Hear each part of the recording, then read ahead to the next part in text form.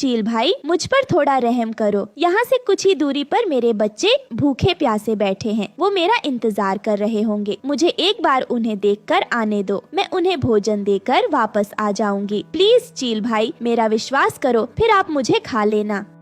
ठीक है चिड़िया, तो फिर तुम चली जाओ, लेकिन जल्दी वापस आना। मैं तुम्हारा यही इंतजार कर रहा हूँ। कश्मीर के एक जंगल में दो पति पत्नी रहा करते थे। कुछ दिनों बाद रानू चिड़िया 2 अंडे देती है। तब उनमें से 2 प्यारी प्यारी बेटी निकलती हैं, जिन्हें देखकर टुन्नू चिढ़ा नाराज हो जाता है और वह अपनी पत्नी से कहता है, अब इन बेटियों को बहुत सारा दहेज देना पड़ेगा और एक दिन ये अपने ससुराल चली जाएंगी। फिर बुढ़ापे में मेरा क्या होगा? अरे आप नाराज क्यों होते हो? अगली बार हमारे घर में बेटा आ जाएगा। देखो तो हमारी ये दोनों बेटियां कितनी प्यारी हैं। आप इन बेटियों को एक बार गले से तो लगा लो। लेकिन टुन्नू को तो बेटा ही चाहिए था। वो घर से बाहर चला जाता है। कुछ महीने बाद रानो चिड़िया फिर से एक अंडा देती है। पता नहीं इस बार अंडे से बाहर बेटा आएगा या फिर बेटी। हे भगवान, इस बार मुझे बेटा ही देना। मेरी विनती सुन लेना भगवान। रानो को इसी की चिंता सताने लगती है और वो काफी कमजोर पड़ गई और बीमार भी पड़ गई। जब इस बात का पता उसकी सहेलियों को चलता है तो वो उससे मिलने उसके घर आती हैं। रानो, ये तूने अपनी क्या हालत बना रखी है और तेरी बेटियां भी बहुत कमजोर हैं। किस बात की चिंता सता रही है तुझे? मैं तुम्हें क्या बताऊं कि मुझे किस बात की चिंता सता रही है। 2 बेटियों की वजह से तुम्हारे जीजा जी मुझसे बहुत नाराज हैं। बस मुझे यही चिंता सता रही है कि कहीं अगर इस अंडे से भी चिड़िया बाहर आ गई तो मेरा और मेरी बेटियों का क्या होगा? हम कहाँ जाएंगे? और मेरे पति ने तो कह दिया है कि इस बार तो वो दूसरी शादी कर लेंगे। रानो, ऐसा कुछ भी नहीं होगा। तू चिंता मत कर, हम जीजा जी को समझाएंगे। तू अपना और अपनी इन बच्चियों का अच्छे से ध्यान रखो। ये कहकर उसकी सहेलियां वहाँ से चली जाती हैं। फिर कुछ दिनों बाद टुन्नू घर आता है। तब रानो के अंडे से एक और बेटी निकलती है, जिसे देखकर टुन्नू रानो को और उसकी 3 बेटियों को घर से निकाल देता है। हे भगवान, अब मैं इन 3 बेटियों को लेकर कहाँ जाऊंगी? मेरा तो कोई ठिकाना भी नहीं है और ना ही मेरा इस दुनिया में कोई है। हे भगवान, अगर सब अपनी बेटियों से नफरत करते हैं तो आपने इन बेटियों को बनाया ही क्यों है? क्या हर बेटी को ऐसी मुसीबत झेलनी पड़ती है? अगर आज मेरे माता पिता ने मुझे पढ़ाया होता तो मुझे यह दिन नहीं देखना पड़ता। लेकिन मैं अपनी बेटियों को पढ़ाऊंगी ताकि उन्हें भी मेरी तरह दुख ना झेलने पड़े। रानो चिड़िया अपनी 3 बेटियों को लेकर खुले आसमान के नीचे एक पेड़ पर कच्चा मिट्टी का घोंसला बनाकर रहने लगती है। तभी अचानक से वहाँ 2 बादल आ जाते हैं और जोर से बारिश करने लगते हैं, जिसकी वजह से रानो चिड़िया मिट्टी का घोंसला पानी में ढह जाता है। हे ऊपर वाले, ये तूने क्या किया? इतनी मुश्किल से मैंने ये घर बनाया था, वो भी तूने मुझसे छीन लिया।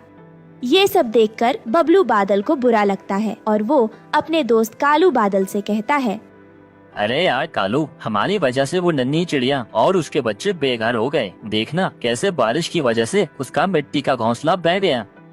अरे यार बबलू, इसमें हमारी क्या गलती? हमारा काम तो बरसात करना है। इन पक्षियों को ही अपना घोंसला पहले से मजबूत बनाना चाहिए। चल अब यहाँ से, हमें कहीं और जाकर भी बरसना है।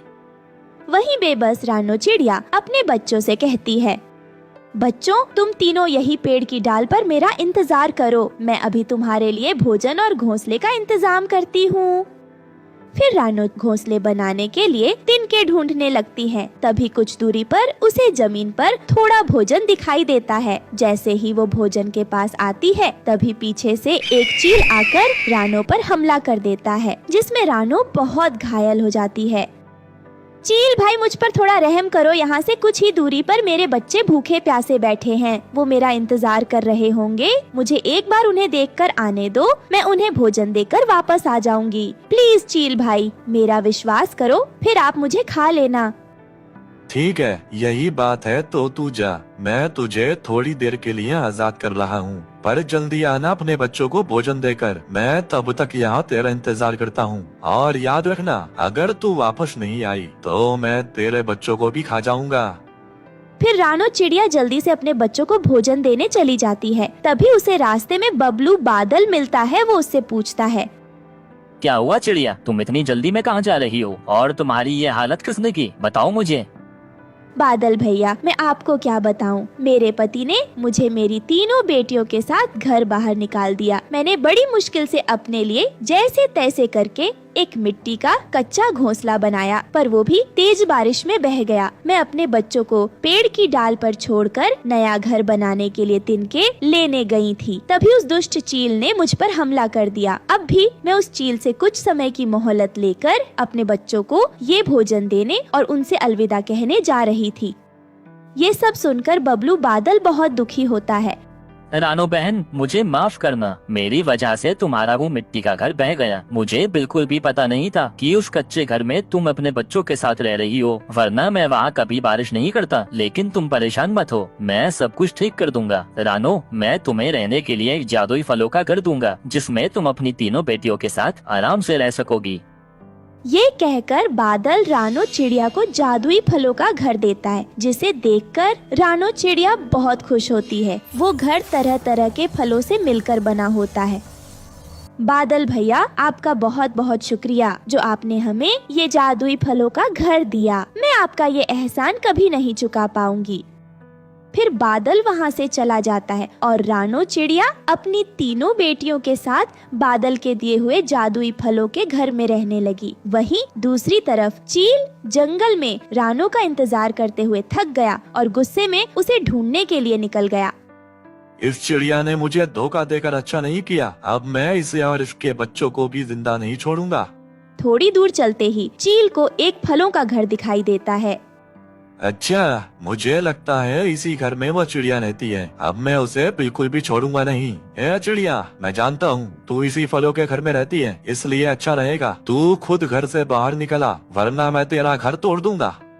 चील, तुम यहाँ से चले जाओ, मैं इस घर से बाहर नहीं आऊंगी।